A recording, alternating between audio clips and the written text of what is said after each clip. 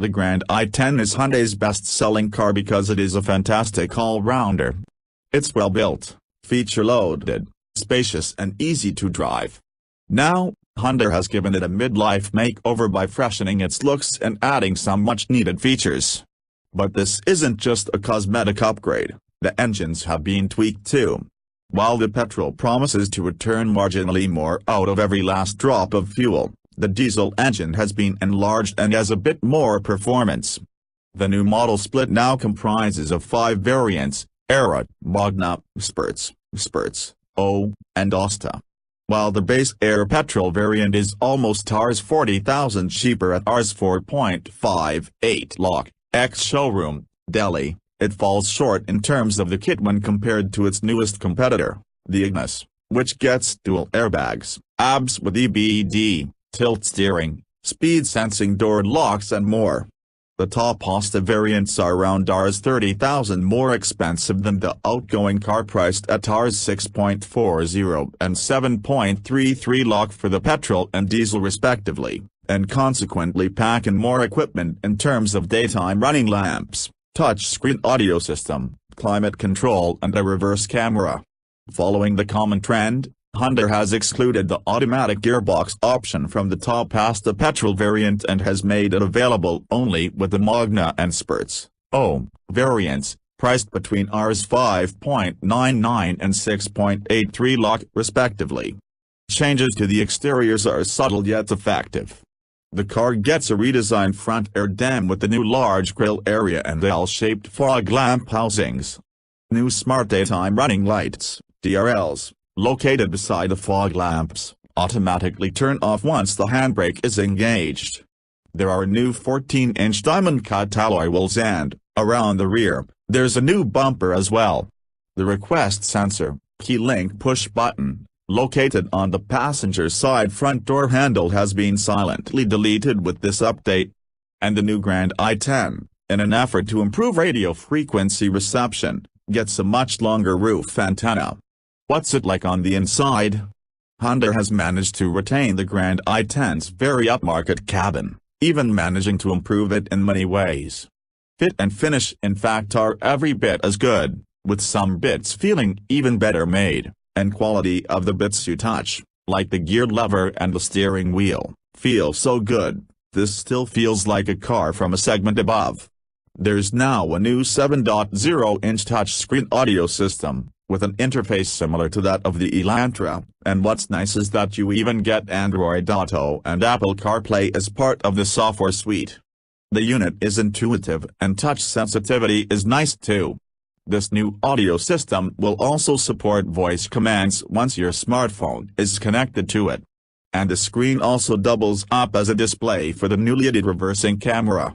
The other big addition to the equipment list is the automatic climate control system from its compact sedan sibling.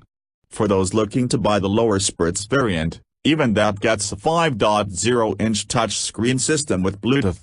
Even the seats are very comfortable and supportive, and there's so much legroom in the rear that being chauffeur-driven is not a problem either. There's just one complaint.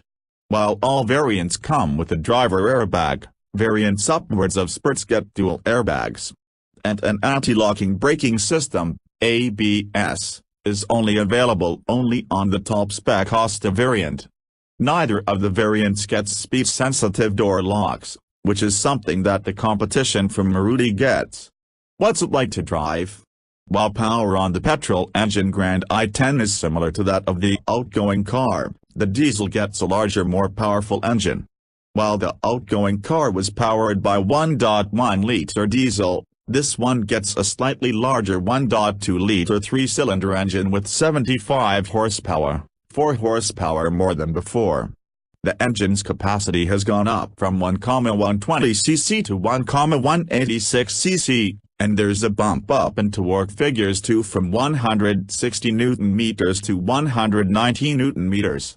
Max torque, however, is now available for only 500 revs, between 1,750 and 2,250 revolutions per minute, compared to the 1.1 liters S-Water 1,250 revs, between 1,500 and 2,750 revolutions per minute.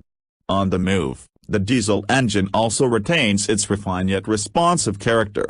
It still vibrates quite a bit at idle, and this vibration can get a bit annoying too, but all this disappears once you put your foot down. Get a few revs up and the three-cylinder smoothens up so nicely that it feels almost Petrol-like. Power is delivered in a very linear manner and there's no noticeable turbo lag to speak of. The additional power and torque also mean that it feels a bit more eager off the line, and pressed down further, and unlike earlier, where you hit a wall, the Grand i10 now powers on for a bit, with plenty more performance on tap. No, it doesn't feel as peppy as Fiat's 75 horsepower multijet, used on many a Maruti, but the additional punch does mean you aren't yearning for more power as you were either. Still, the effective power band remains narrow and, as earlier, power delivery dwindles past 3,600 revolutions per minute, after which the three-cylinder gets loud and clattery. So, it's best to upshift early and ride the wave of torque, even though the engine spins well up to 5,000 revolutions per minute. Hyundai claims that both petrol and diesel engines are more fuel efficient thanks to a new alternator management system and better aerodynamics, the latter down to the new front air dam. The other area where this car is improved is ride and handling. It now takes to the road like a much bigger, more expensive car with commendable sound insulation and good bump absorption. And that little bit of an edge that the earlier car had over sharp bumps, Hyundai seems to have been able to get rid of that too. Even pitching and bobbing on wavy surfaces are well controlled and the car feels planted and confidence-inspiring at highway speeds.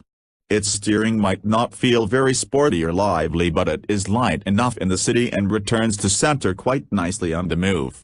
The real jewel, however, is the gearbox.